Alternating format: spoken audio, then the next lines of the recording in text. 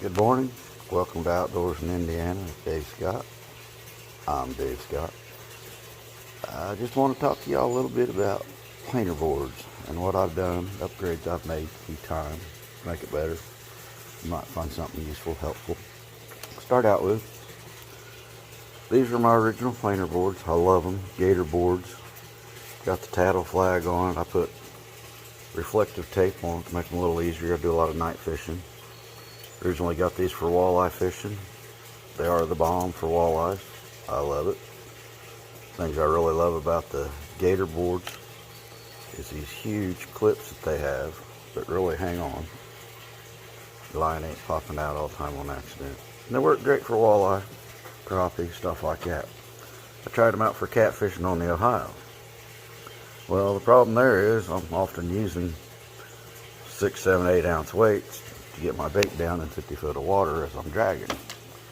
So I upgraded to some Big Cat planer boards from Bottom Dwellers.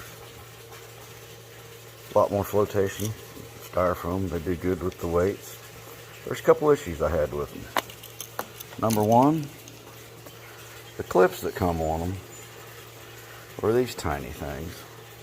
And if you can see that gap in there, where you can see my tie down on the boat shining through, let's be honest, these things suck unless you've got really heavy line, and even then they're not the greatest. So step one for an upgrade on these planer boards was to get some Scotties.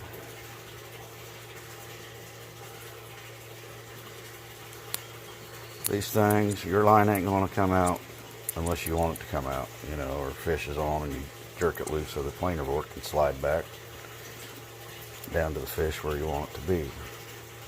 Cheap enough. Got them on Amazon. Picked up, I don't know, half a dozen or a dozen. I can't remember what was in the package, but I'm good to go for a good while.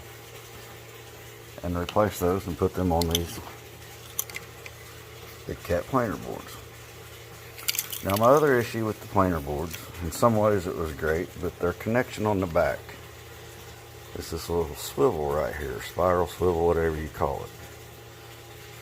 Twist that thing around your line, that way when your line drops down to the bottom, you know, when you catch one or pop it free, it just slides down your line to the hook, so you ain't fighting your planer board and having to take it off and then continue fighting your fish.